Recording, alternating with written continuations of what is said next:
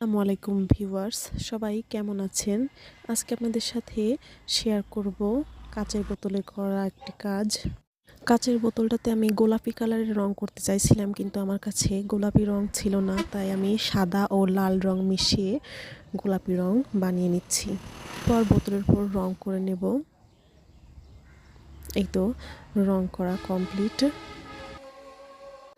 এখানে আমি কিছু ফোম ক্লে নিয়েছি সবুজ রঙের, চিকন করে কিছু ডাল বানিয়ে নেব এবং কাচের বোতলটার উপর লাগিয়ে নেব আঠা দিয়ে।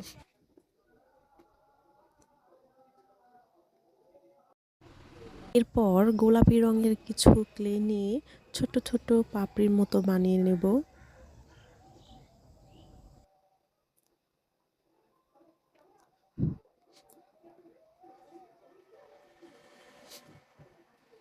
আঠার সাহায্যে এগুলো বোতলের উপর লাগিয়ে নেব। কিছুটা টিউলিপ ফুলের মতো দেখতে লাগবে।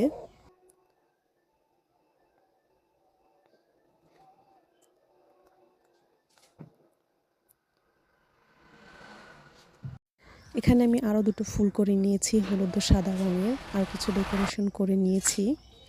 এরপর আঠার সাহায্যে এখানে একটি সুন্দর লেস লাগিয়ে নেব, দেখতে সুন্দর দেখা যাবে।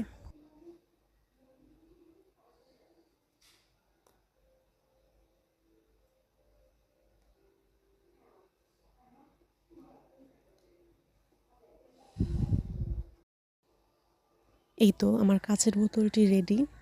দেখতে কেমন হয়েছে সবাই জানাবেন, এবং ভিডিওটি ভালো লাগলে লাইক, কমেন্ট, শেয়ার করে দেবেন। আজকে এ পর্যন্তই। আসসালামু আলাইকুম।